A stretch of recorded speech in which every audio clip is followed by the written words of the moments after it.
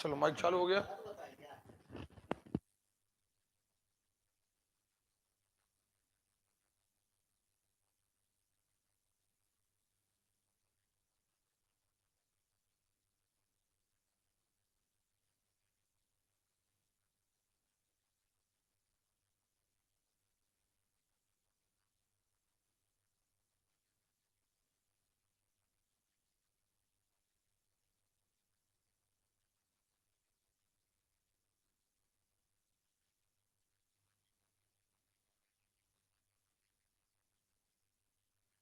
चलिए सभी लोगों के लिए गुड मॉर्निंग, जय हिंद। देवी देखो सारा चीज क्लियर है, साउंड वगैरह क्लियर है। हाँ, अब देखें हमारा जो बल वाला जो लेसन बचा हुआ था वो थोड़ा बचा है। आज हमारा टारगेट है कि बल वाला अध्याय पूरा क्या करना है, खत्म। एक बात और, जितने सारे नए लोग कोचिंग आए हैं उनको मैं बता दूं कि हमारा जो प्लान है वो आधे आधे घंटे या एक एक घंटे का सब्जेक्ट बदलने का नहीं है। अभी जो हमारी क्लास चल रही है वो चल रही है टारगेट क्लास, यानी कि हमारा यदि हमने कोई लेसन उठाया तो उसे खत्म करना हमारा टारगेट है। वो चीज खत्म हो जाएगी तो 2.5 घंटे 2 घंटे हम एक ही चीज को कवर करते हैं ताकि जल्दी से खत्म हो जाए। हम अदर क्लासेस की तरह लेके नहीं चल रहे हैं कि 1 घंटा पढ़ाया सब्जेक्ट बदल दो, आधा घंटा पढ़ाया सब्जेक्ट बदल दो। और मुझे लगता है सारे लोग, आप लोग बड़ी एनर्जी के साथ आए हैं। सही है मेरा सोचना? चलिए देखे, बता दीजिए यार हम कहां आ गए थे।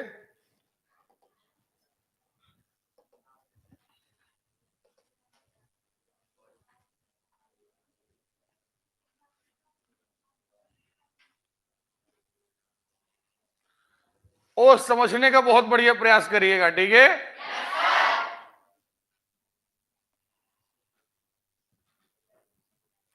ये गेज दाब वगैरह तो हमने बोला था छोड़ दीजिए। हाँ, यहां से हमने छोड़ा था द्रवों में दाब। ओके, बढ़िया टारगेट। आज कम से कम 3 टॉपिक हैं, यानी 3 दिन के टॉपिक हैं जो हमें आज ही क्लास उठने के पहले खत्म करना है। ओके, याद रखिए, कई लोग जेल प्रहरी का पेपर दे के आ गए हैं, कई लोग देने जाएंगे।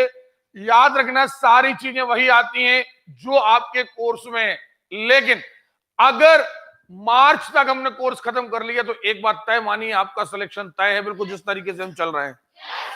लेकिन थोड़ा आप लोग सहयोग करिए। एक बात और, ये ठंड, ये बादल, ये पानी, ये मौसम है, हम इन्हें रोक नहीं सकते, लेकिन इनके कारण हमें नहीं रुकना है। ऐसा नहीं कि पानी गिर रहा, ठंड है, हम क्लास नहीं आएंगे, तो ये सारी चीजें नहीं। हाँ, कभी कोई इमरजेंसी आती है, कोई बीमार है या कुछ है, तो इसीलिए हमने आपको लाइव क्लास की सुविधा दे रखी है। यानी क्लास बाउंस कैसे भी नहीं करना है। आप यदि क्लास नहीं आ गए किसी कारणवश तो आप घर में अटेंड करिए। अब शुरुआत करें। अब देखिए द्रवों में दाब, अभी हमने पढ़ा था, कल हम पढ़ रहे थे दाब। क्या पढ़ रहे थे? एक निश्चित क्षेत्रफल में लगाया गया बल, याद है? अब वो बल चाहे ठोस के द्वारा लगाया गया हो, चाहे द्रव के द्वारा हो, चाहे, हाँ है ना? और हमने उसे नापा था पास्कल में, काय में? फिर हमने नापा था वायु दाब, वायु के द्वारा लगाया गया, हाँ है ना? और हमने उसे नापा था बार में, और जो मीटर बनाया था उसे कहा था बैरोमीटर। और ये 2 टॉपिक हम बिल्कुल क्लियर कर चुके थे। अब क्या आ रहा है? ओके, अब द्रवों द्वारा लगने वाला दाब। तो अब हम देखते हैं कि अगर कहीं पानी भर, किसी बर्तन में आप पानी भर दें, अब बर्तन आप घर का स्टील का कोई बर्तन कह सकते हैं? प्रकृति द्वारा यदि देखा जाए तो तालाब भी प्रकृति का एक बर्तन है, नदियां भी एक प्रकार की बर्तन है। हाँ, ये बात अलग है, वो प्रकृति की बर्तन है, हमारे एक आर्टिफिशियल बर्तन अलग है। ओके, तो कहीं पर भी अगर द्रव भरा हो, ओके, तो शांत जल जो है वो चारों तरफ हर बिंदु पर बिल्कुल समान दबाव डालता है। शांत जल का मतलब क्या है? शांत जल का मतलब है जो जल बह नहीं रहा है, जो जल वो हर बिंदु पर चारों तरफ बराबर दबाव डालता है। लेकिन यदि जल बह रहा है, जल, तो देखें, आपको इतना याद रखना है कि प्रेशर क्या, ये हमेशा समानुपाती होता है H, D और G। एक्चुअली हमें इसे स्मॉल में लिखना चाहिए, H ये D इंटू G। हाँ या ना? हमने क्या कहा, H इंटू D इंटू, ये प्रेशर है पानी के द्वारा या किसी भी लिक्विड के द्वारा। अब ये हाइट क्या है, ये हाइट एक्चुअली पानी में कहलाती है गहराई। देखिए, अगर ये पानी भरा है तो अगर हम गणित में कहें तो अगर कोई मकान बना होता तो हम यहां से ऊंचाई कहते हैं, लेकिन अगर पानी नापा जाए तो हम ऊपर रहते हैं, तो पानी को क्या कहते हैं, गहराई।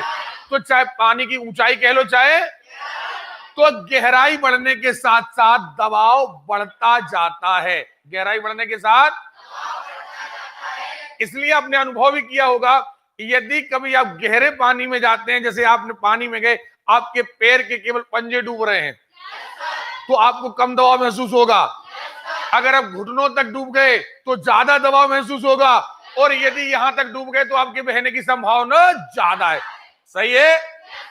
क्योंकि पानी जो है वो परतों में बहता है, और ये परतें लगातार जैसे जैसे गहराई बढ़ती है दबाव बढ़ता जाता है।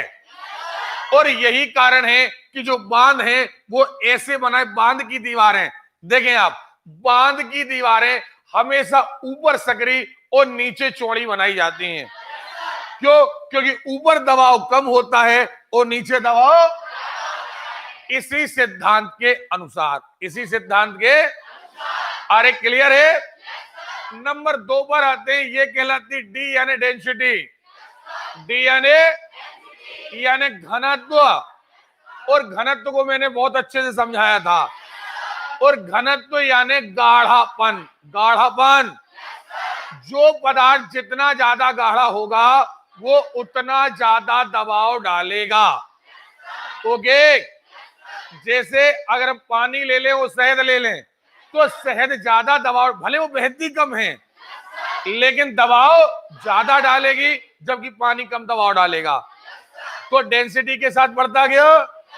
और ये है गुरुत्वीय त्वरण यानी गुरुत्वाकर्षण जी। जहां गुरुत्वाकर्षण ज्यादा वहां दबाव ज्यादा, जहां गुरुत्वाकर्षण कम वहां दबाव। ओके, तो क्या आपको ये बातें समझ में आ गई हैं या नहीं आ गई हैं?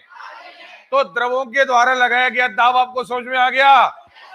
ओके, चलिए देखते हैं द्रव के अणुओं द्वारा बर्तन की दीवार पर अथवा तली के प्रति एक अंक क्षेत्रफल पर लगने वाले दबाव को द्रव द्वारा लगाया गया दाब कहते हैं। ये देखें, P is equal to H into D into, नहीं बताया? बताया है। आगे देखते हैं पास्कल का दाब संबंधी नियम। देखिए जरा, प्रत्येक बिंदु पर समान दबाव डालता है, इसको छोड़ते हैं जब किसी बर्तन में बंद द्रव के किसी भाग पर बाह्य आरोपित किया जाता है तो यह बल बिना किसी क्षय के सभी दिशाओं में समान रूप से लगता है। ठीक है, ये हाइड्रोलिक सिद्धांत है, यानी पास्कल का सिद्धांत। जो जैसे आपने देखा होगा कि आपने लेक्टोमीटर सुना होगा, अभी हम बताएंगे आपको। लेक्टोमीटर घनत्व के सिद्धांत पर आधारित होता है कि आखिर घनत्व क्या है, घनत्व कम हो गया है या घनत्व ज्यादा हो गया है। तो जो हाइड्रोलिक मशीनें हैं वो पास्कल के सिद्धांत पर काम करती है। अभी आगे हम बता रहे तैरने का सिद्धांत। चलिए, हाँ, ये देखिए, ये कहलाता है तैरना। अब तैरना क्या है सुन लीजिए, कई बातों पर निर्भर करेगा। अच्छा, एक बात और, आपको घनत्व और आयतन याद है कि नहीं है याद? मैंने आपको बताया था यदि किसी चीज को कंप्रेस कर दिया जाए तो घनत्व बढ़ेगा। घनत्व बढ़ेगा। जब घनत्व बढ़ता है तो चीज गाढ़ी हो जाती है। कैसी हो जाती है? घनत्व बढ़ने का मतलब डेंसिटी बढ़ना। लेकिन किसी चीज की डेंसिटी बढ़ती है तो आयतन घटता है। उल्टा, यदि आयतन बढ़े तो घनत्व घट। क्लियर है? ये आवाज में थोड़ी डाउट आ रहा है, समझ में नहीं आया था क्या? आया था। हमने घनत्व और आयतन में रिलेशन बताया था। अब देखिए, तैरने के कई सारे सिद्धांत हैं। देखिए, पहले हम ये देखें कि कोई वस्तु तैरते कैसे? देखिए ये कोई द्रव भरा है, क्या भरा है? ओके, तैरने का एक ही सिद्धांत को कई प्रकार से मॉडिफाई किया गया है।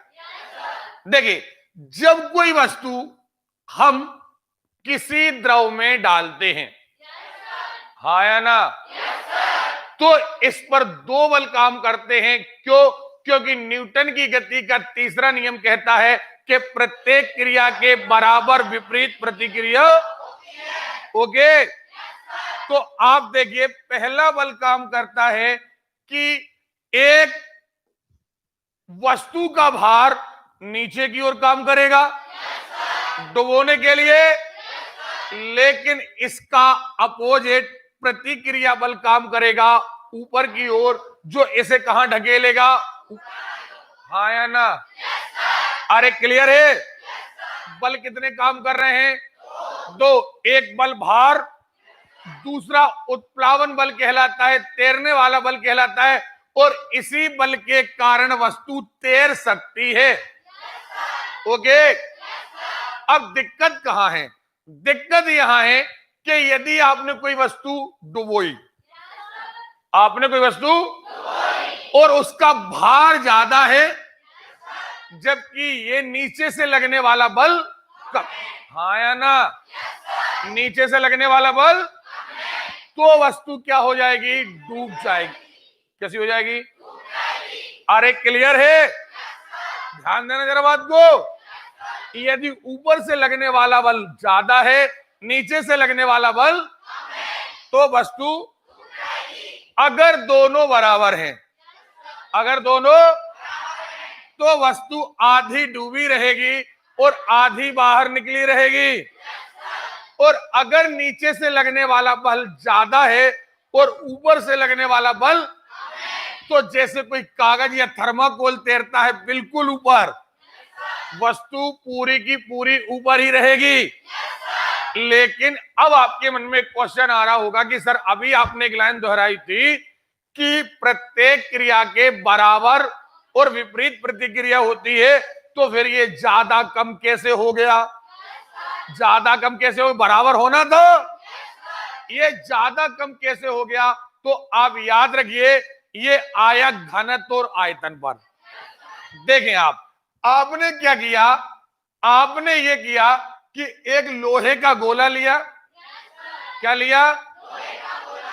ये लोहे का गोला लिया, आपने इसे पानी में छोड़ा। ओके, मान के चलिए ये 1 किलो का था। कितने का था?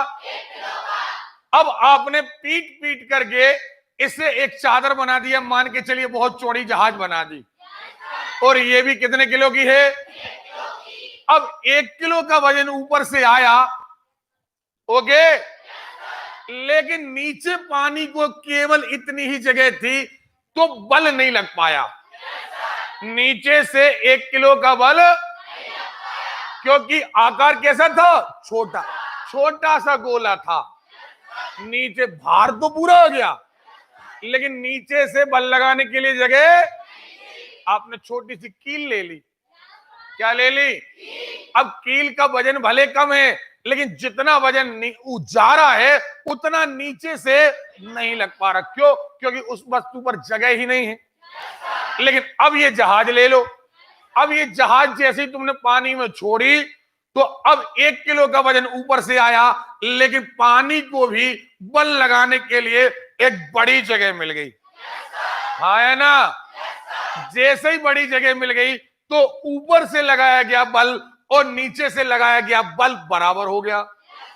नहीं हो गया? आप जहाज और चौड़ी कर दो, तो ऊपर से लगाया गया बल थोड़ा कम, और ये थोड़ा, जहाज और ऊपर हो गई। नहीं आ रही बात समझ में? तो अब बात काय बार आ गई। अब देखिए, आपने चीज को बड़ा कर दिया, आपने वस्तु को क्या कर दिया? बड़ा कर दिया, यानी आपने आयतन बढ़ा दिया। क्या कर दिया? तो अब एक बात और स्पष्ट हो गई कि यदि भार के अनुसार, भार के, अगर वस्तु का आयतन ज्यादा हो, तो वस्तु तैर जाएगी। वस्तु, लेकिन भार, अब कील, छोटी सी कील है, भले उसका भार कम है, लेकिन भार के अकॉर्डिंग आयतन तो और कम है। नहीं आ रही बात समझ में? अब ये कई टनों का जहाज जिस पर हजारों लोग यात्रा कर रहे हैं, इसका वजन भले बहुत ज्यादा हो, लेकिन वजन के अकॉर्डिंग इसका आयतन और ज्यादा है। आयतन, अरे क्लियर है भाई? हम पानी में तैरने के लिए क्या करते हैं? जब पानी में तैरने के लिए कूदते हैं तो अपने हाथ पांव फैला लेते हैं। फैलाते क्यों है? ताकि हमारा आयतन बढ़ेगा तो हम तैर जाए। वजन नहीं घटा सकते हम, हमारा वजन जितना है उतना ही रहेगा। हम उसमें निकाल के फेंक तो सकते नहीं वजन को, लेकिन हम वजन के अकॉर्डिंग आयतन क्या कर लेते हैं? ओके, तो हम तैर जाते हैं। तो एक सिद्धांत क्लियर हो गया कि जिस वस्तु को तैरना है उसका आयतन उसके द्रव्यमान से ज्यादा होना, यानी आयतन ज्यादा होना चाहिए, यानी आयतन ज्यादा होना चाहिए को हम दूसरी भाषा में कह लें घनत्व कम होना, यानी जिस वस्तु को तैरना है उसका घनत्व कम होना। अरे क्लियर है? उल्टा, जिसमें तैरना है, जिसमें उसका घनत्व ज्यादा होना। जैसे पानी, पानी कम गाढ़ा है, बिल्कुल पतला है, आप पैर रखते ही डूब जाएंगे, पैर रखते ही। लेकिन वहीं कीचड़ भरा हो, कीचड़ बहुत गाढ़ा है, तो आप पैर रखते ही नहीं डूबेंगे, बल्कि धीरे धीरे धीरे डूबेंगे। क्यों? क्योंकि गाढ़ी चीजों में तैरना आसान। अब तैरने का मतलब चलना नहीं होता। लोग कहेंगे सर कीचड़ में हम कहां भाग पाएंगे? तैरने का मतलब है ऊपर टंगे रहना। तो कीचड़ में आप ज्यादा देर तक ऊपर टंगे रह सकते हैं, लेकिन पानी में टंगे रह सकते क्या? तो जितनी सारी चीज ध्यान रखना, जिसमें तैरना है उसका घनत्व तो ज्यादा होना। ओके, और जिसे तैरना है उसका घनत्व तो, अरे क्लियर है? नहीं आ रही बात समझ? आ रही है? तो एक सिद्धांत बनता है तैरने का, सापेक्षिक घनत्व। क्या बनता है? सापेक्षिक घनत्व का मतलब होता है कि हम किसी वस्तु को डुबा रहे हैं, हाँ है ना?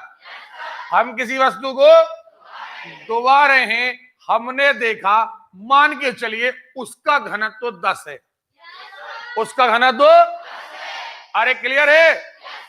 तो वस्तु का घनत्व बटे द्रव जिसमें डुबो रहे, इसका घनत्व, हाँ है ना? अरे क्लियर है? अब बताइए इसका आंसर कितना आएगा? 1। कितना आएगा?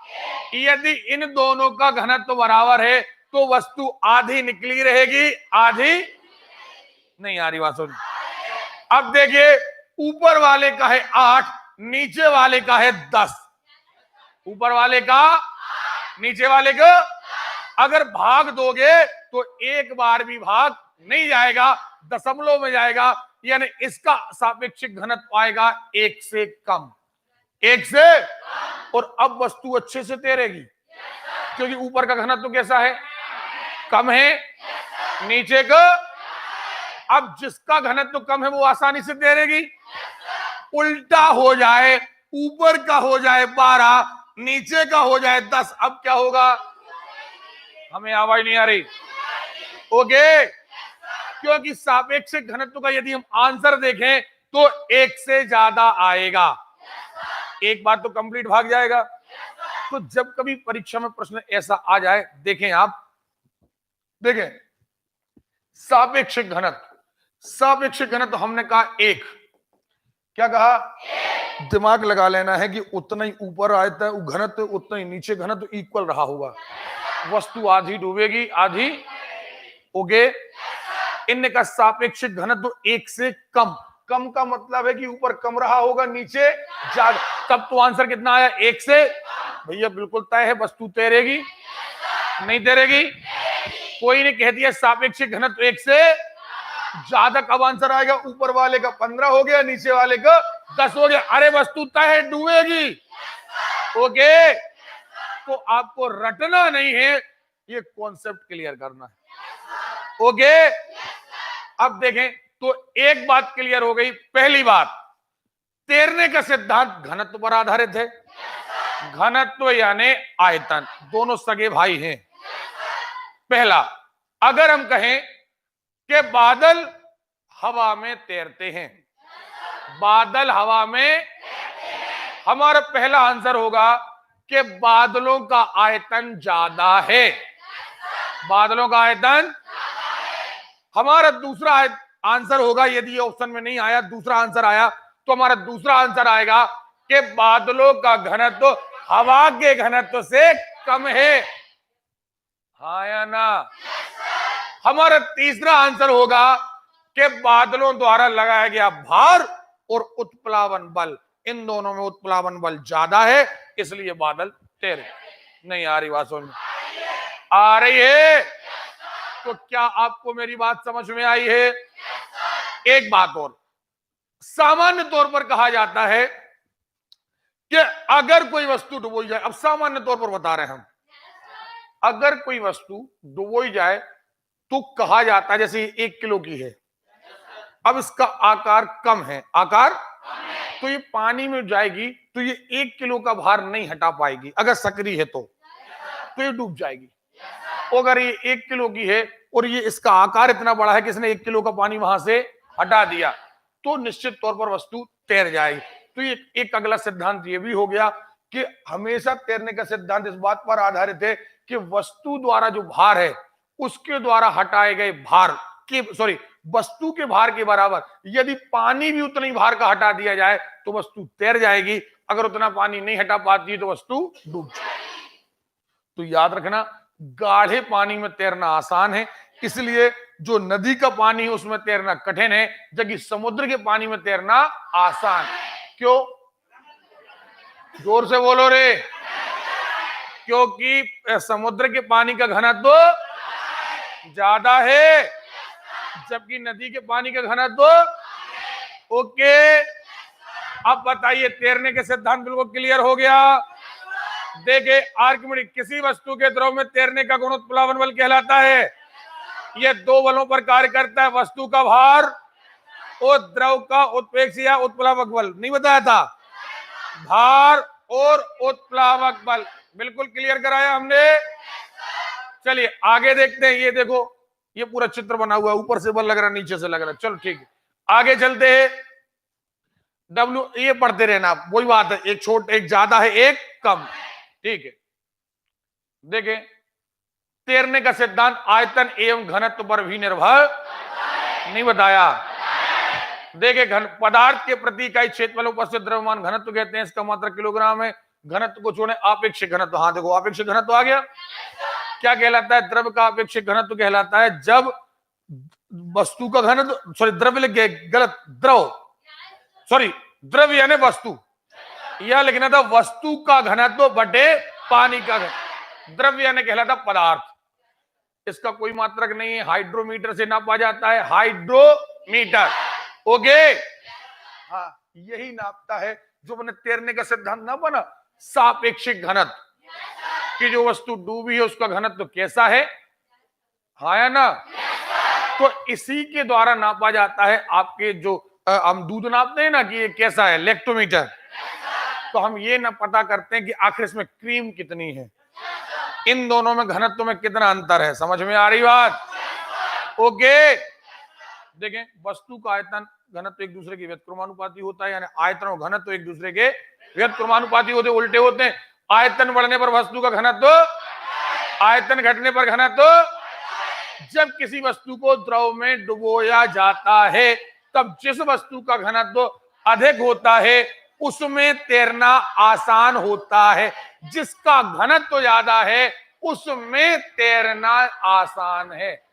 ओके, लेकिन जिसे तैरना है उसका घनत्व कम होना। ओके, जिस वस्तु को तैरना है उसका घनत्व अर्थात आयतन क्या रहे। कील पानी में डूब जाती है, बादलों का हवा में तैरना नहीं बताया था, सापेक्षिक घनत्व नहीं बताया हमने। जो तैर रही है वस्तु उसका घनत्व और जिसमें तैर रही है उसका घनत्व। देखे, यहां देखें, सापेक्षिक घनत्व 1, स्थिर, आधी ऊपर आधी। सापेक्षिक घनत्व एक से ज्यादा, एक से ज्यादा माने ऊपर ज्यादा नीचे कम, वस्तु। अरे क्लियर है? सापेक्षिक घनत्व एक से कम, हाँ या ना? वस्तु। ईमानदारी बताइए, कोई डाउट है? ये सारा का सारा क्लियर हो चुका है और एग्जाम में ऐसे ही आता है। देखें, पानी का घनत्व और आयतन। अब देखो हमारी बात बहुत ध्यान से। दुनिया की कोई भी वस्तु ले लो आप, कोई भी वस्तु, उसको गर्म करो तो वो फैलती है, ठंडा करो तो सिकुड़ती है, हाँ है ना? यानी हम अपनी भाषा में कहें कि गर्म करने पर आयतन बढ़ता है, फैलता है यानी आयतन बढ़ता है। गर्म करने पर आयतन बढ़ता है, आयतन बढ़ता है इन द सेंस घनत्व घटता है। अगर हम ठंडा करेंगे तो आयतन घटता है यानी घनत्व। कोई डाउट है? 10 सेकंड के अंदर खुद से कहो, हमने कहा क्या है? गर्म करने पर क्या होगा? आयतन यानी घनत्व। ओके, और अगर ठंडा करेंगे तो? क्लियर है? लेकिन पानी दुनिया में एक विलक्षण चीज है। क्या होता है पानी में? पानी को यदि लिया जाए, इसको आप गर्म करो, क्या करो? हाँ या ना? गर्म करो तो ये भाप बन जाती है, और भाप बन जाती है माने आयतन बढ़ जाता है।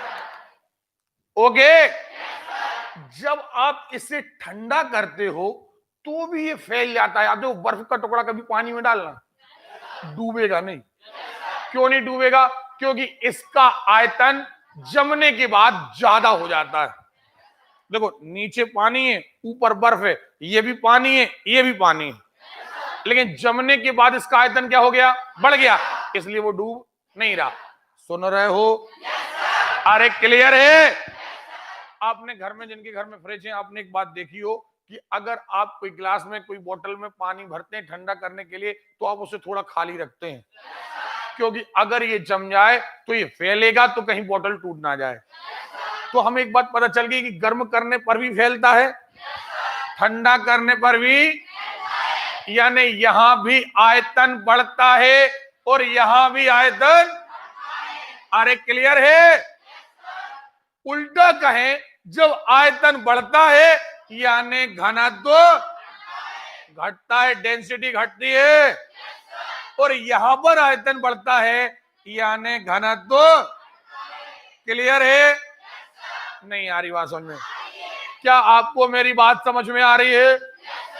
अब देखिए, तो आखिर ऐसा कोई तो बिंदु होगा जहां से बढ़ना चालू होगा, जहां से बढ़ना चालू होगा। तो ये डिग्री है 4 डिग्री। क्या है ये? अरे क्लियर है? ये 4 डिग्री है। वो 4 डिग्री पर पानी का आयतन सबसे कम, फिर यहां पर ज्यादा, यहां पर ज्यादा।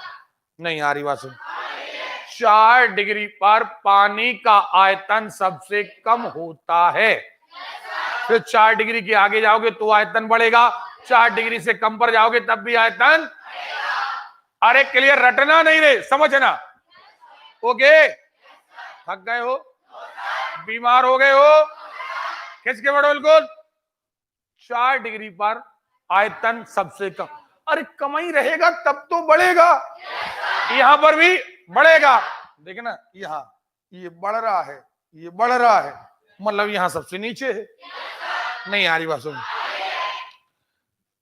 अब उल्टा घनत्व, घनत्व तो क्या हो रहा? घट रहा, यहां पर भी, यानी यहां सबसे ज्यादा, यहां सबसे। तो पानी का घनत्व 4 डिग्री पर सबसे ज्यादा होता है। कोई डाउट? अरे कोई डाउट है? ये प्रश्न आपकी परीक्षा में आता है कि कितने डिग्री पर पानी का आयतन, पानी का आयतन सबसे कम होता है? 4। कई बार आता है 4 डिग्री पर पानी का आयतन सबसे कम, आयतन सबसे ज्यादा, घनत्व सबसे कम, घनत्व सबसे ज्यादा। तो याद रखना, डाउट में नहीं आ जाना। 4 डिग्री पर आयतन, क्योंकि आयतन दोनों तरफ बढ़ेगा यानी कम, आयतन बढ़ेगा यानी घनत्व घटेगा, घनत्व घटेगा यानी यहां सबसे ज्यादा।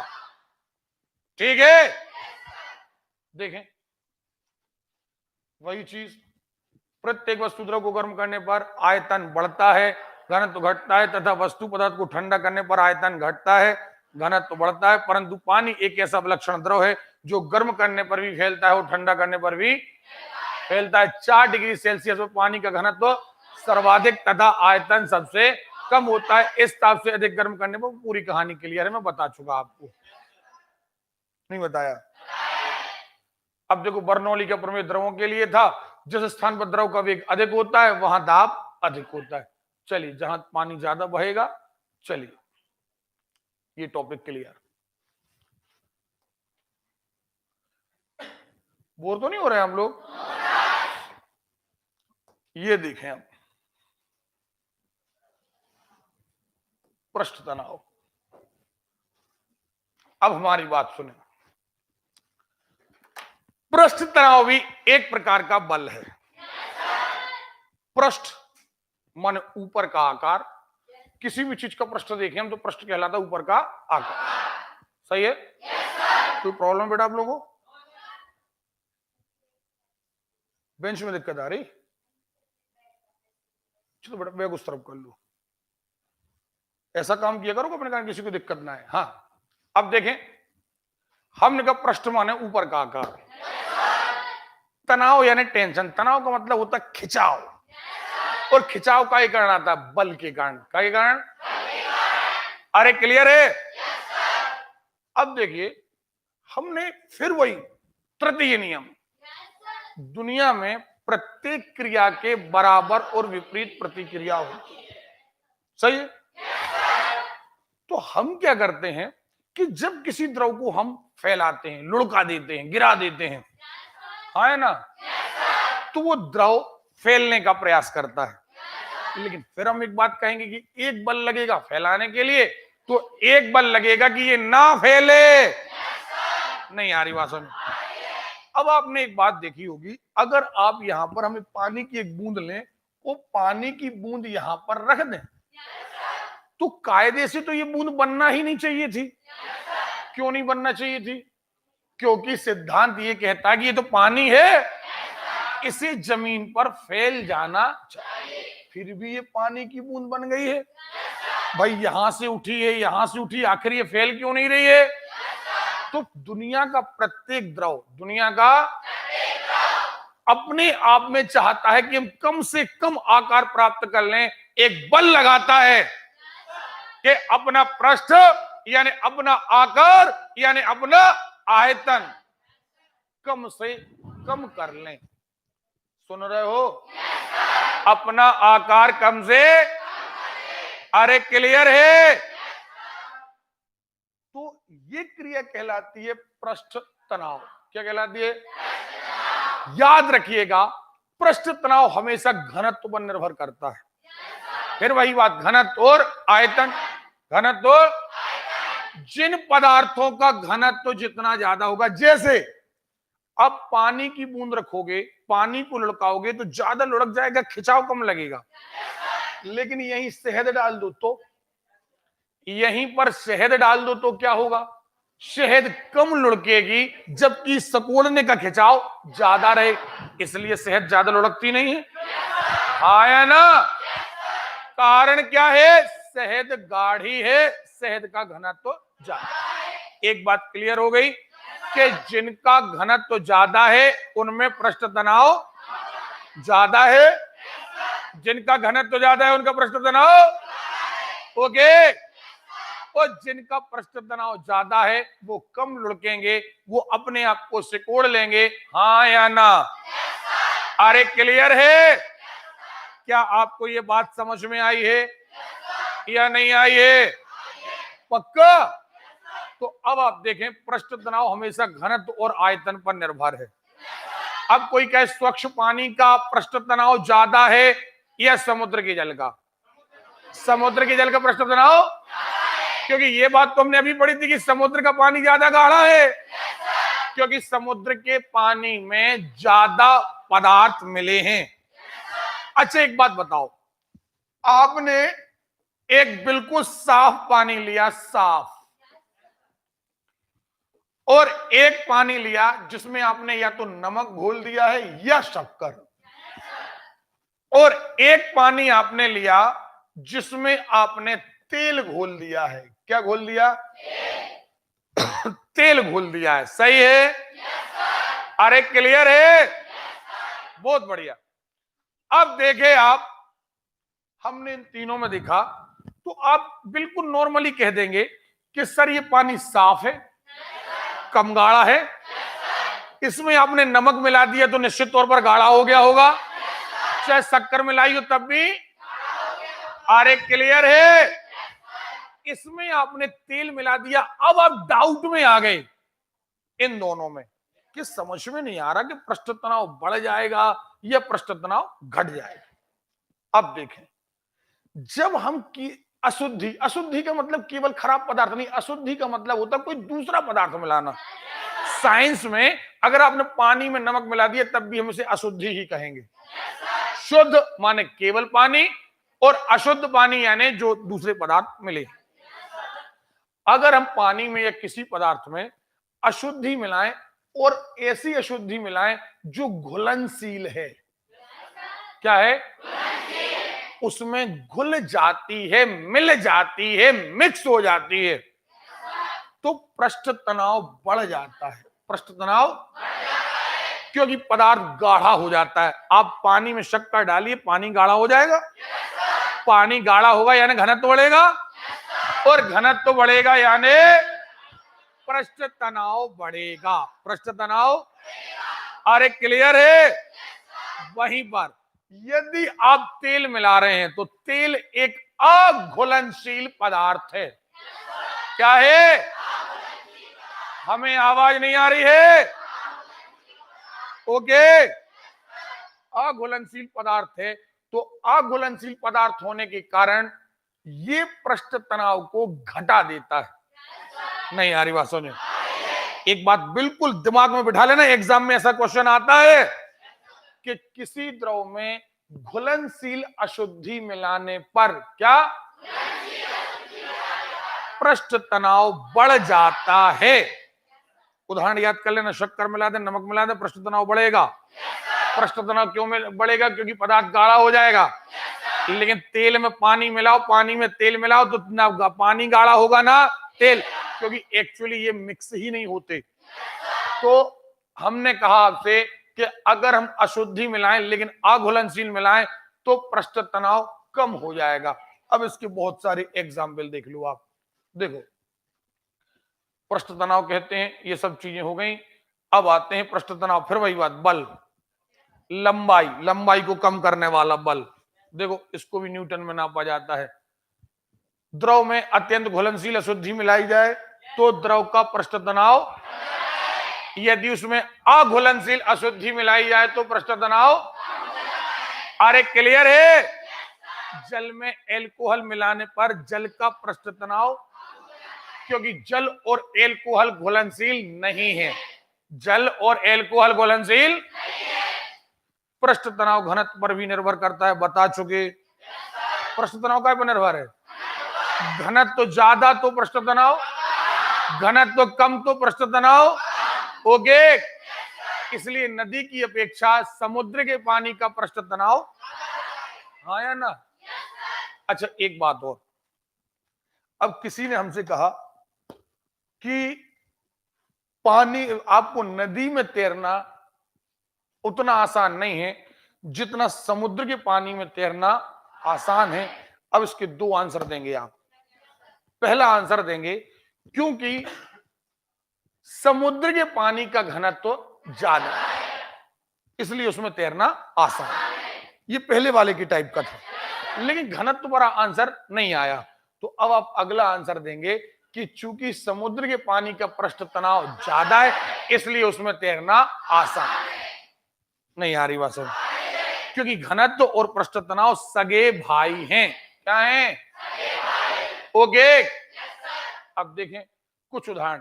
ताप बढ़ाने पर पृष्ठ तनाव कम क्यों हो जाता है? कम ताप बढ़ाया, हमने उसको टेम्परेचर दिया, आयतन आयतन आयतन बढ़ा, घनत्व घटा, और घनत्व पृष्ठ तनाव क्या है? सगे भाई।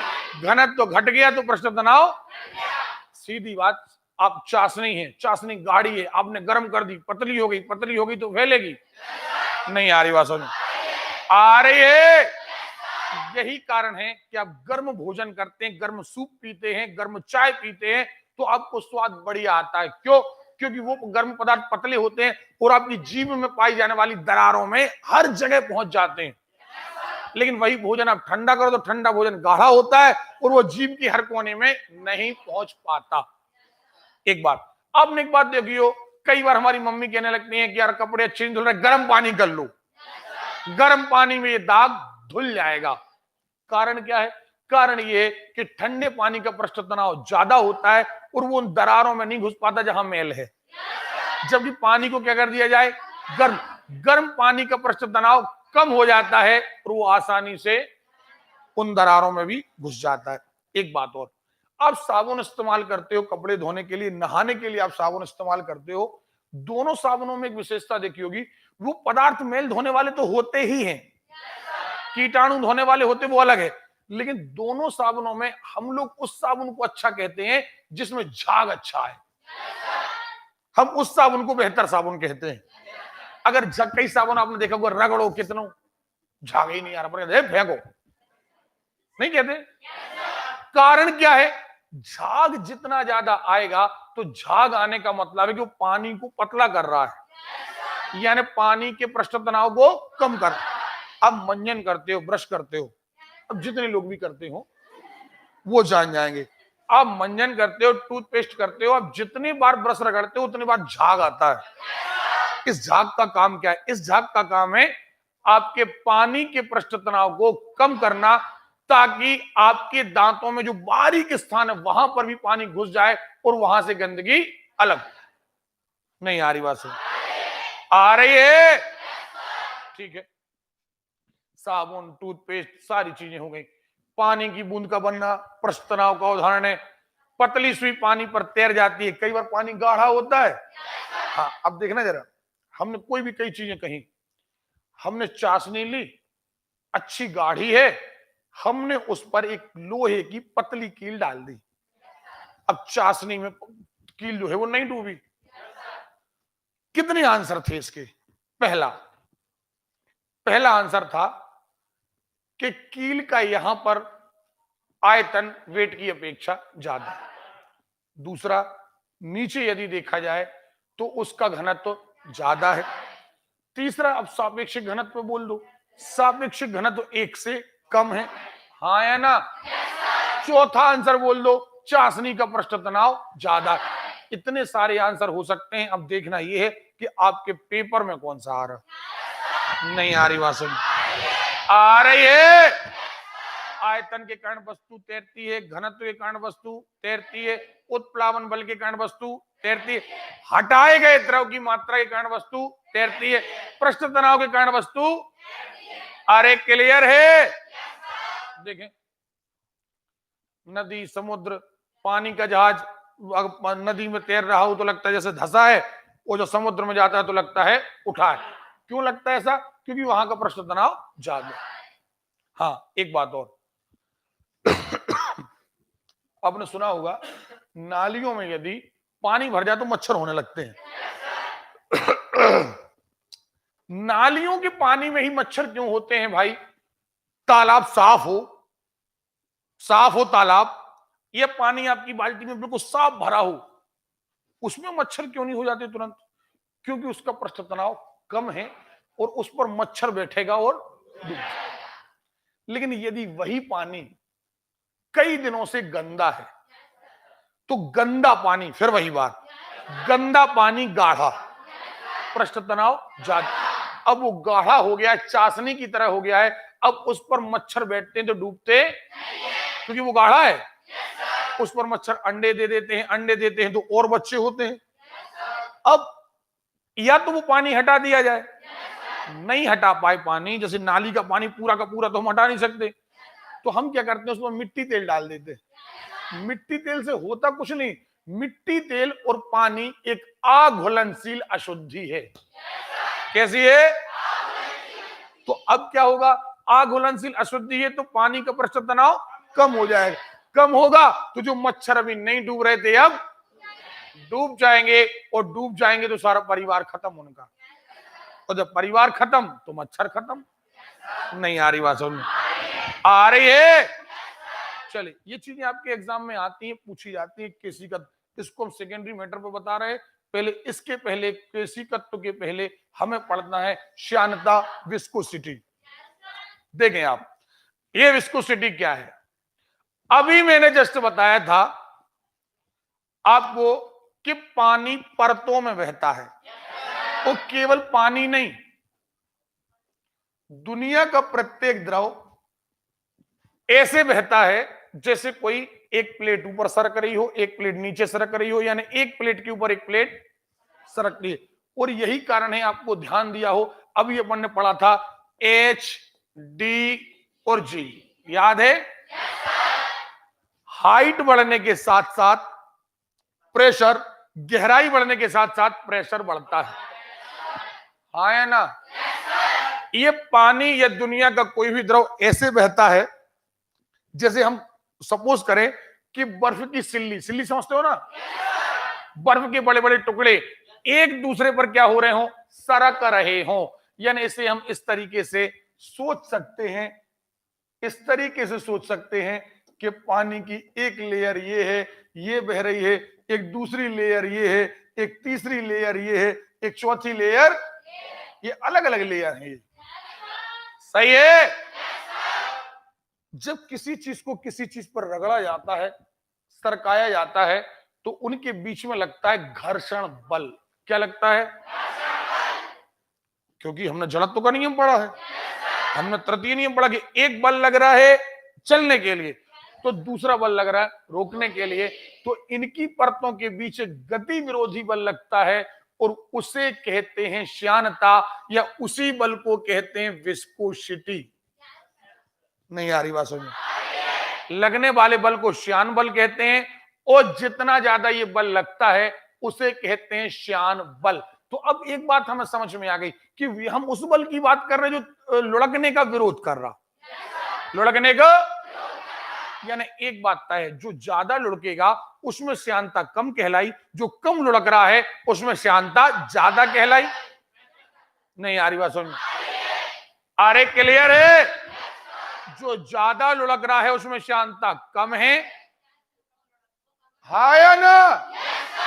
और जिसमें जो ज्यादा लुढ़क रहा है श्यानता कम है, जो कम लुढ़क रहा है श्यानता, ओके।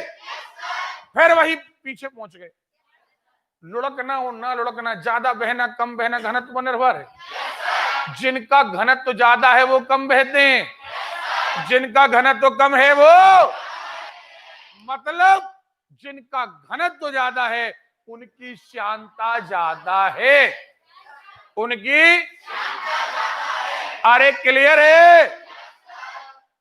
और जिनका घनत्व कम है, अब घनत्व और पृष्ठ तनाव बिल्कुल सगे भाई थे, जिनका घनत्व ज्यादा उनका पृष्ठ तनाव ज्यादा, ओके। तो अब जब घनत्व और पृष्ठ तनाव सगे भाई, तो अब पृष्ठ तनाव और श्यानता सगे भाई हो गए। जिनका पृष्ठ तनाव ज्यादा उनकी श्यानता ज्यादा, जिनका पृष्ठ तनाव कम उनकी। अब देखो, अब और एक टॉपिक बढ़ गया। हमने कहा कि यदि हम समुद्र के पानी में, तो समुद्र का पानी कहीं लुढ़का दें, बहा दें, और नदी का पानी बहा दें, तो नदी का पानी ज्यादा जल्दी बह जाता है समुद्र के पानी की अपेक्षा। कारण, पहला कारण आया घनत्व, समुद्र के पानी का घनत्व, लेकिन ऑप्शन में घनत्व नहीं आया। अब क्या करें? तो हमने दूसरा ऑप्शन दिया पृष्ठ तनाव। अब पृष्ठ तनाव भी नहीं आया, तो हमारे पास ऑप्शन क्या है? नहीं आ रही बात समझ में? समुद्र के पानी की शांता ज्यादा है, जबकि नदी के पानी की शांता नहीं आ रही। बस आ रही है? अरे क्लियर है? तो क्या आपको द्रवों में लगने वाले ये 3 दाब, ये 3 बल समझ में आए? पृष्ठ तनाव और शांता, पृष्ठ तनाव, और हमने पढ़ा आज घनत्व, हमने पढ़ा आज आयतन। नहीं पढ़ा है? बोर हो गए आप लोग? ये चीजें एक ही बैठक में समझ में आती हैं। अब आप सोचिए, अगर हम एक दिन पृष्ठ तनाव पढ़ते और एक दिन शांता पढ़ते, आप पढ़ तो लेते, लेकिन क्या रिलेशन बिठा पाते? फिर वही बात, तैरने का सिद्धांत। अब तैरने का सिद्धांत को या तो वजन पे लाओ, या सापेक्षिक घनत्व पे लाओ, या आयतन पे लाओ, या पृष्ठ तनाव पे लाओ, नहीं तो घनत्व पे लाओ, नहीं तो शांता पे लाओ। आए ना? और अब हमारे लिए क्लियर है, चाहे तुम शांता पे पूछ लो सो हम बता देंगे, तुम पृष्ठ तनाव पे पूछ लो सो हम बता। अब कोई कह दे कि झाग देने वाले साबुन से कपड़े आसानी से धुल जाते हैं, रट्टू तोता ने रट लिया है पृष्ठ तनाव। पृष्ठ तनाव का ऑप्शन नहीं आया। सुन रहे हो? तो हम होते तो कहते कि चूंकि साबुन पानी का घनत्व तो कम कर देता है, क्योंकि हाँ पता है, चाहे तो पृष्ठ तनाव पे बात कर लो, चाहे घनत्व कर लो, घनत्व भी नहीं आया, हम शांता पे कह देंगे। क्या कह देंगे? शांता पे कह देंगे। क्या कह देंगे? कि साबुन का झाग शांता को घटा देता है, शांता को, इसलिए आसानी से कपड़े धुल जाते हैं। नहीं आ रही बात समझ? अब वही चीजें, क्योंकि पेपर बनाने वाला जानता है कि अगर तुम रट्टू तोता हो तो ये कई चीज रट के आए होगे। तुमने रट लिया कि टूथब्रश से आप जो झाग पैदा करते हैं, आप पृष्ठ तनाव पृष्ठ रटे हैं। अरे नहीं आया पृष्ठ तनाव तो घनत्व पे कह दो, घनत्व नहीं आया, आयतन पे कह दो, आयतन नहीं आया, आप शांता पे कह दो। ओके, कॉन्सेप्ट क्लियर होगा तो आंसर कुछ भी आ जाए आपसे बनेगा। ओके, कोई डाउट है?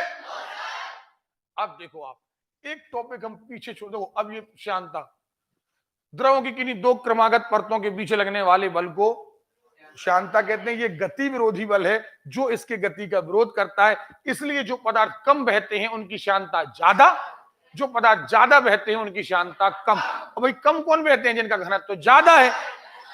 ओके, देखें, इसे नापा जाता पॉइज में। काय में? शांता को पॉइज में नापा जाता है। देखो, आप बहता है तो उसकी परतों के बीच सारी कहानी वही, एक आई पॉइज है। शांता केवल द्रवों में पाई जाती है, वह गैसों में जो बहती हैं चीजें।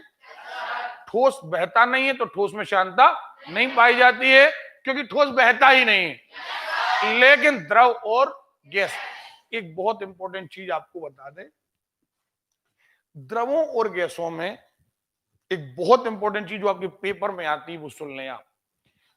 द्रवों में शांता पाई जाती है क्योंकि द्रव बहते हैं, हवाओं में भी पाई जाती है, गैसों में क्योंकि वो भी बहते हैं। अंतर क्या है? अगर आप दोनों चीजों को गर्म कर दें, आप इधर द्रव को गर्म कर दें, आप इधर, तो याद रखना, द्रवों को गर्म करने पर, द्रवों को गर्म करने पर द्रवों की शांता कम हो जाती है, यानी द्रव ज्यादा बहने लगते हैं। चाशनी को गर्म करोगे, लेकिन हवाओं में क्या होता है? हवाओं में क्या होता है, जैसे एक सिलेंडर है, सिलेंडर की गैस आपने गर्म कर दी तो ये फैल जाएगी, लेकिन अंदर की जगह जो है, अब ये गैस डबल हो गई, तो अब अंदर जगह कम बची, तो इनमें घर्षण ज्यादा होगा। घर्षण, तो गैसों में एक बात उल्टी होती है कि गैसों को गर्म करने पर उनकी शांता बढ़ जाती है, क्योंकि उनकी परतों के बीच घर्षण ज्यादा होने लगता है। ओके, ये पॉइंट याद रखना, ये पॉइंट एग्जाम में आने लायक है कि द्रवों में गर्म करने पर शांता कम हो जाती है, लेकिन गैसों को गर्म करने पर शांता का सामान्यतः तो गाढ़पन शांता कण अणुओं के बीच। हाँ, अब अपन को ससंजक बल और असंजक बल पढ़ना है। द्रवों की अपेक्षा गैसों में शांता बहुत कम होती है, द्रवों की ताप वृद्धि होने पर उनकी श्यानता घटती है, जबकि गैसों का ताप बढ़ाने पर उनकी श्यानता बढ़ती है। श्यानता के उदाहरण जल से भरी बाल्टी को हिलाकर छोड़, हाँ एक बात, आपने बाल्टी का पानी घुमाया, पानी छोड़ दिया, धीरे धीरे करके वो पानी घूमते घूमते घूमते आराम से रुक जाएगा। क्यों रुक जाएगा? क्योंकि उसकी परतों के बीच क्या लग रहा? घर्षण, और घर्षण लगते लगते आराम से वो पानी रुक जाएगा। वो भी काय का उदाहरण है? शांत। काय का? जल की शांतता वायु से अधिक होती है, इसलिए जल की अपेक्षा वायु अधिक बहती है। वायु जल्दी बह जाएगी, पानी उतना तेज नहीं बह सकता। हवा चल करके एक गांव से दूसरे गांव पहुंच जाएगी, पानी को एक गांव से दूसरे गांव पहुंचने में टाइम लगेगा। तो श्यानता किसकी ज्यादा है? पानी। श्यानता किसकी ज्यादा है? श्यानता किसकी कम है? वायु ज्यादा बह रही है, जो ज्यादा बहता है उसकी श्यानता कम। देखें श्यानता के उदाहरण, ये सारी चीजें, द्रव की श्यानता ये अधिक कम, सारा हमने चैप्टर क्लियर कर दिया, कोई दिक्कत नहीं है। ताप बढ़ने पर एक आदर्श द्रव की श्यानता 0 होती है। श्यानता गुणांक इनको छोड़िए, अब सीधा आते हैं अपन, एक बीच में टॉपिक छोड़ के आए हैं अभी अपन, और उसका नाम है केशिकत्व, कैपिलरिटी। ठीक है, कैपिलरी ट्यूब। ये देखें, ये देखें, आज ये टॉपिक बिल्कुल खत्म कर देंगे अपन। इसलिए आपने एक बात देखी हो शायद, अब देखिए यहां पर कोई प्रचार करने का काम तो है नहीं, सब अपने स्टूडेंट बैठे हैं। आपने एक बात देखी हो कि आपका टॉपिक यदि हम लेकर चलते हैं तो आपकी क्लास एक बार शुरू होने पर बिल्कुल कम से कम 60 से 70 मिनट तक कोई ब्रेक नहीं आता, ताकि आपका टाइम यूज हो सके। देखिए आप ईमानदारी बताएं, कई सारे बच्चे आते हैं, आप कई बाहर गांव से आते हैं, उनका किराया लगता है, अगर आप मोटरसाइकिल से भी आते हैं तो आपका पेट्रोल लगता है। भगवान की दया से 96 का पेट्रोल भी हो गया है, तो लगता है ऐसा कि गाड़ी में खून डल जाए तो डाल दे रहे, बस पेट्रोल बच जाए। लेकिन कुछ लोगों का कहना है वो भी देश हित में है, राष्ट्रभक्ति में है, अपन बुराई नहीं कर सकते, नहीं तो अपन देशद्रोही हो जाएंगे। चलो भैया जितने का भी डलवा रहे डलवाओ, देशभक्ति करो, ठीक है। लेकिन कहीं ना कहीं हमारे परिवार की आर्थिक स्थिति अपन जानते हैं, एक दिन का आना बहुत महंगा पड़ता है, एक दिन का आना बहुत महंगा पड़ता है। अगर हम आ गए हैं तो बढ़िया यूज करें उस चीज को। बहुत सारे लोग एक दूसरे को बताते नहीं है, सच पूछा जाए तो वक्त आने पर 100 रुपए की कीमत पता चल जाती है। आपके घर में जिस दिन आपकी गाड़ी का पेट्रोल खत्म हो जाए और पापा के पास 100 का नोट ना हो, क्योंकि हमारे पापा भी कोई कुबेर तो है नहीं भाई, उनकी भी एक लिमिटेड कमाई है। कभी कभी ऐसा होता घर में पता चला 100 का नोट नहीं, उसी दिन रिश्तेदार आ गए, और आप बिलीव करिए आपके साथी, आपके पड़ोसी, आपके रिश्तेदार मना करने में भी मौका नहीं चूकते। बाकी टाइम अरे अटके तो बता दियो, हम तो हैं। और अगर किसी दिन गले की फांस लग गई, रिश्तेदार आ गए, अरे यार अब भाई तो हमने उनको दे दिया।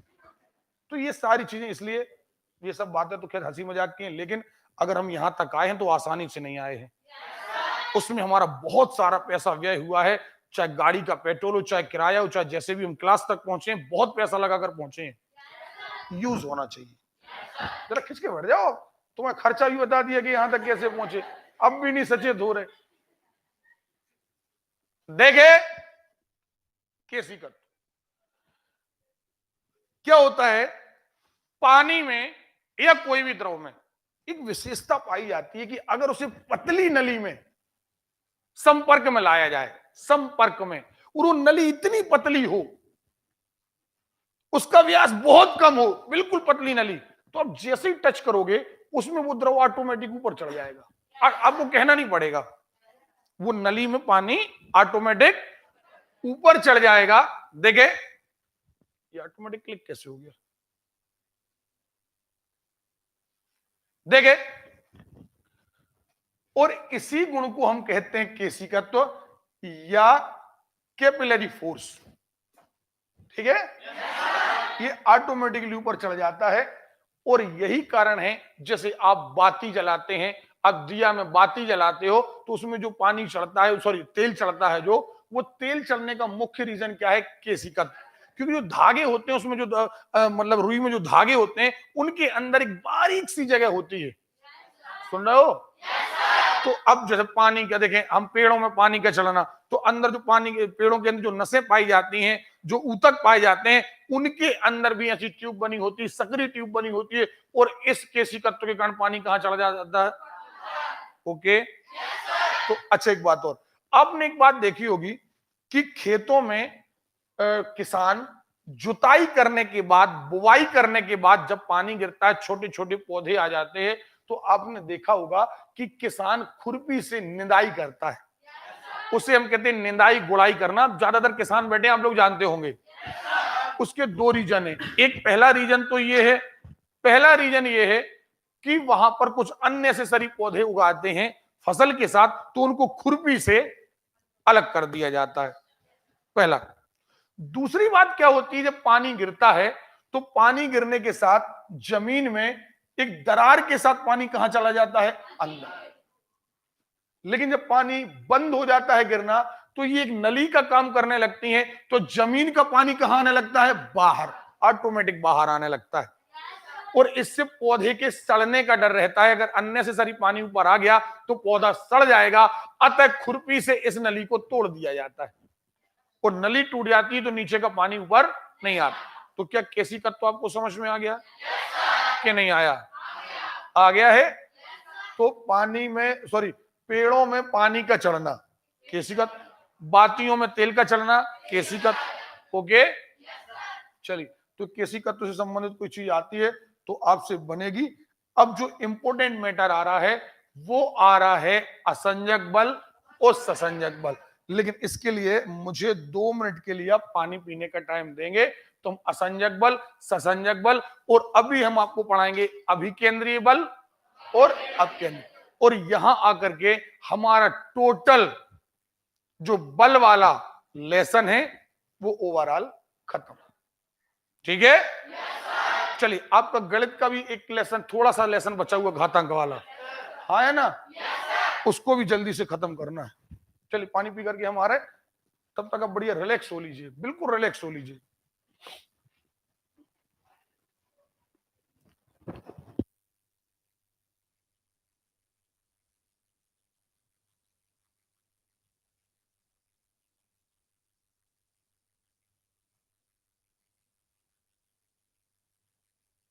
देवी,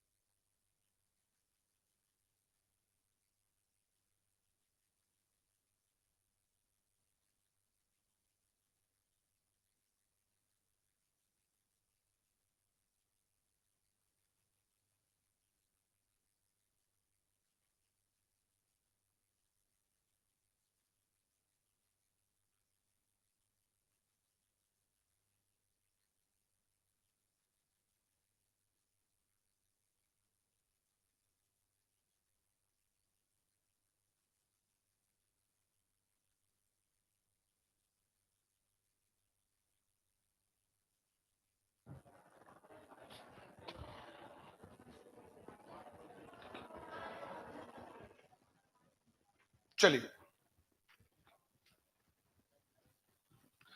बेटा, एक बात याद रखिए, मैं रोज एक बात को 4 बार टोकता हूं, पढ़ाई युद्ध स्तर पर।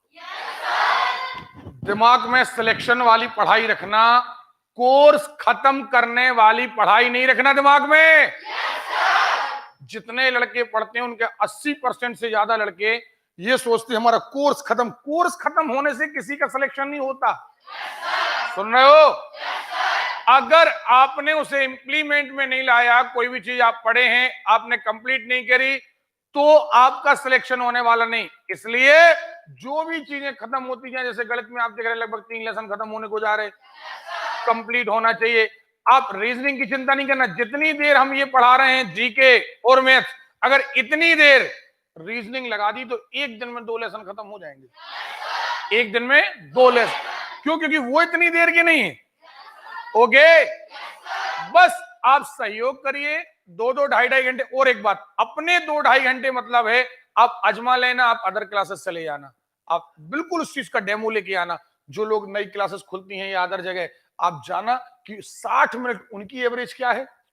अपनी नॉन स्टॉप गाड़ी है, अपन लोग 1-1.25 घंटे से पहले रुकते नहीं, और एक ब्रेक होने के बाद अगले कम से कम 1 घंटे नहीं रुकते। तो अपनी एवरेज जो आती है वो लगभग 4 घंटे की आती है। तो इसलिए आप लोग थोड़ा सा बढ़िया सहयोग करना। अब देखें, हमारा टॉपिक है असंजक बल और ससंजक बल। इसे कहते हैं कोहेसिव फोर्स और एडहेसिव फोर्स। ये है क्या, इसका बेस समझ लो आप। क्या होता है, हमने आपको एक बात बताई थी, शायद आपको याद हो, कि पदार्थ अणुओं से मिलकर बना है। बना है?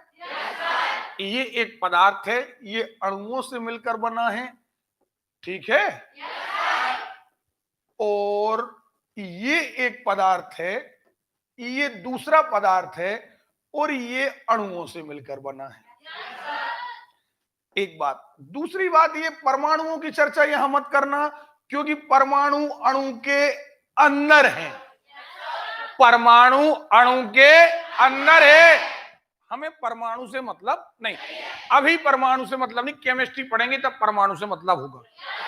नहीं तो एक बच्चे ने पिछली बार हम पढ़ा रहे थे, बोले सर आप कह रहे हो कि ये अलग अलग हैं। हमने कहा H2O हाइड्रो, वो H2O वगैरह का मैटर अलग है, ये कमरा है। अब ये अणु केवल पानी का है, अब इसके अंदर क्या क्या है वो मैटर केमिस्ट्री का। हमने तो आपका घर गिना है।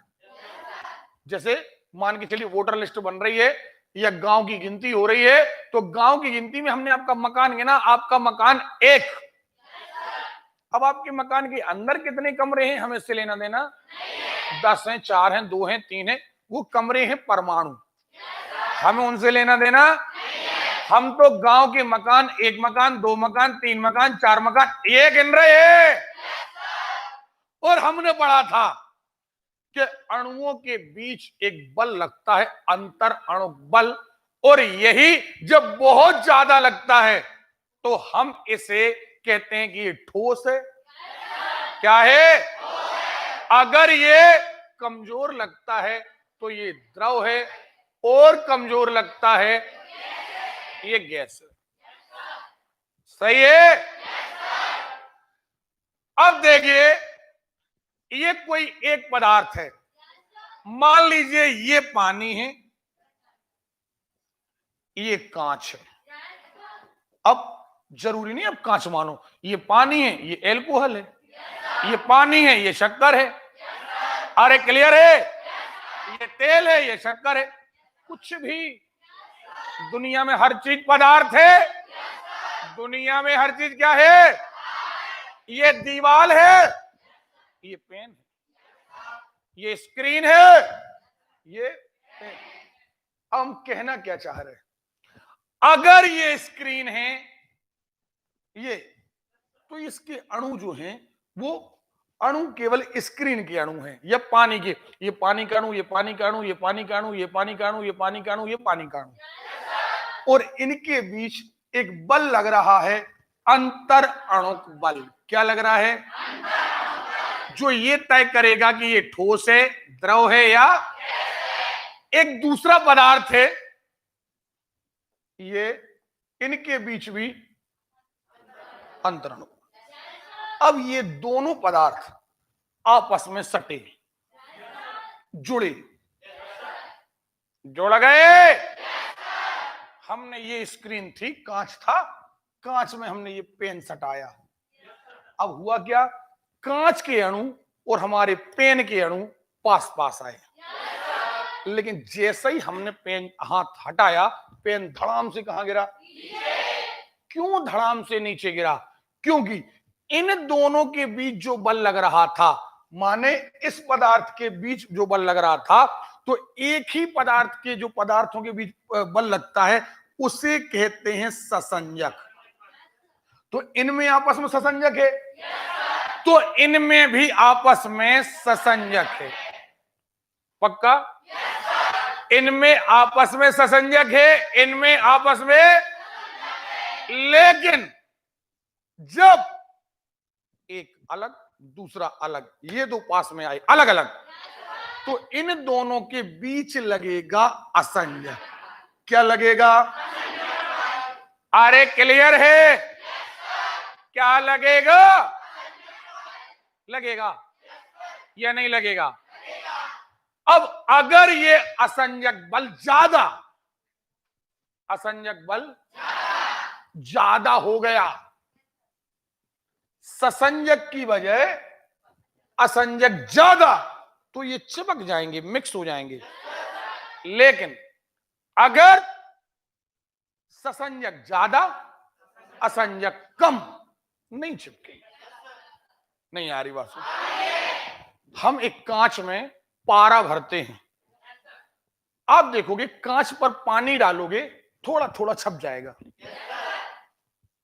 लेकिन कांच पर आप थर्मामीटर में देखो पारा, पारा जब नीचे उतरता है तो सफाई से उतरता है, कहीं कोई धब्बा नहीं, कहीं कोई चिपका नहीं, ऐसा तो नहीं आता छप गया चिपक गया। क्यों? क्योंकि अगर ये पारा है तो पारा पारा के बीच ससंजक, ये कांच की नली है, कांच और कांच के बीच ससंजक। जब पारा और कांच सटे तो हमने कहा इनका असंजक बल कम है, असंजक बल नहीं चिपकता, और असंजक बल का हो जाता है ज्यादा। ये हमने पेन चिपकाया, पेन चिपकाया नहीं चिपका, यहां क्यूफिक्स लगा दी, फेविकॉल लगा दी, कोई चिपकाने वाला पदार्थ लगा दिया, अब लगाया चिपक गया। क्यों? क्योंकि अब असंजक बल ज्यादा हो गया। और उदाहरण सुन लो, हमने पानी में शक्कर घोली, घुल गई। क्यों घुल गई? क्योंकि पानी का और शक्कर का जो आपस में, पानी पानी का ससंजक, शक्कर शक्कर का ससंजक से ज्यादा हो गया असंजक, इसलिए वो घुल गए। लेकिन पानी में तेल घोला, नहीं घुले। क्यों नहीं घुले? क्योंकि पानी का ससंजक और तेल का ससंजक ये ज्यादा थे, बल्कि तेल और पानी का असंजक बल कम। अब आ गई बात समझ में कि नहीं आ गई? तो किसी चीज का चिपकना, असंजक बल पर असंजक ज्यादा होगा तो चिपक जाएगी। नहीं आ रही बात समझ? अभी हमने बाती में पानी का पड़ना, पानी का ऊपर चढ़ना, तेल का ऊपर चढ़ना सुना था। उसका एक कारण था केशिकत्व। क्या था? लेकिन दूसरा कारण है ससंजक बल। जब पानी ऊपर चढ़ता है कहां? पेड़ में, तो ये क्या करता है कि पानी का एक अणु दूसरे अणु को, दूसरा तीसरे को, तीसरा चौथे को पकड़े रहता है। और जब पानी पानी को पकड़े तो ससंजक, पानी पानी को पकड़े तो ससंजक बल के कारण, काय के कारण? ससंजक बल के कारण ये पानी कहां चढ़ जाता है? ऊपर। तो बातियों में तेल का चढ़ना, बातियों में पानी का चढ़ना, पेड़ में पानी का चढ़ना, ये दो बलों के कारण संभव है। एक केशिकत्व और दूसरा ससंजक बल। क्या? असंजक नहीं। लेकिन दीवार पर कागज चिपकाना है और आपने फेविकॉल लगा दी, असंजक बल। क्या? तो किसी चीज का घुल जाना, जैसे मान के चलिए कोई दीवार मोम की बनी है, ये प्लास्टिक है एक, हम कहते हैं हमारी बरसाती है, हमारे पास प्लास्टिक है, प्लास्टिक पर पानी डाला, पानी रपट कर नीचे नहीं गीली हुई, प्लास्टिक गीली नहीं हुई, कारण असंजक बल कम है। असंजक बल, कोई मिट्टी में पानी डाला, गीली हो गई, अब आगे बात समझ में? ये बात बिल्कुल क्लियर हो गई है? ठीक, बस हमें कॉन्सेप्ट क्लियर कराना था, क्योंकि ऑप्शन जो हैं वो हमेशा बदल बदल करके आएंगे। देखो आप, एक ही पदार्थ के अणुओं के बीच लगने वाले आकर्षण बल को ससंजक कहते हैं। अब ये क्लियर, बिल्कुल कहानी क्लियर है। मुझे तो लगता है कि आप बिल्कुल इस चीज में अब समय बर्बाद ना करें, तो ये हमारा काम कंप्लीट है। देखो, पानी कांच को भिगो देता है, कारण ससंजक बल कम और असंजक बल ज्यादा है। ठीक, ससंजक बल असंजक बल से कम है, ससंजक कम है, असंजक ज्यादा। हम मोम को नहीं भिगा, पानी मोम को नहीं भिगा पाता, कारण, बस अब कहानी पूरी समझ गए हैं, कोई दिक्कत नहीं। देखो, ये सार लिख दिया यहां हमने, ससंजक बल अधिक मिक्स नहीं होगा, ससंजक बल अधिक मिक्स होगा। ठीक है।